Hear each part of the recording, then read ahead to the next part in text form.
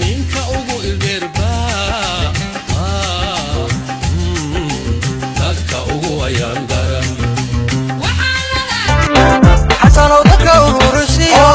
inaad qalow dhistaa xasanow dadka ururisiyo inaad qalow dhistaa ayaan dhow laga rabaa cid kale kuma aaminne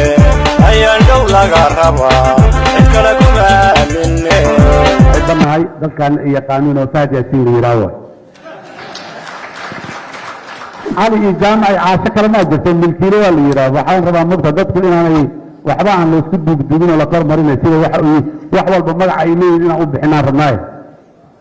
faad madaxtooyadu agaasimo ka noqday waa la ogyahay wixii madaxtooyada ka dhacay markuu agaasimaha ka ahay hay-adda nabad sugidda u tegey waa la ogyahay wixii nabad sugidda ka dhacay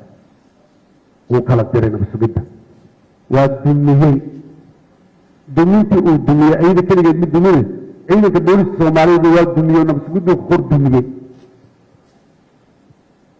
maantana siyaasadda waxa dumiyey waa asiga waay madaxweyne wiilkaadii ambaadka raallaayo magacyada ina sheeg sheega ma jecelile waa runta waaye waa sheegaynaaye adaa keentay milkiilaha milkiile marka waxaan rabnaa dadka soomaaliyeed inay fahmaan saaxiibkay faad wiilkayga disaster uu ka shaqeeyo waha waana u sheegnay caawana publicna hoos waa ugu sheegnay publicna caawan ugu sheegaynaa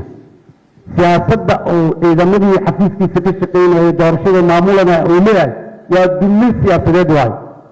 meeshana khusayso waaye amniga waxay ahayd hay-ado khaas iyo dad khaas iyo waajibaad khaasa midaan annagaa diidayno waxa maanta loo shirayo oo biri loo shirayo biri daba loo shirayo ka mid tahay siyaasadda dalkan in la dumiyo ma ogolaanayno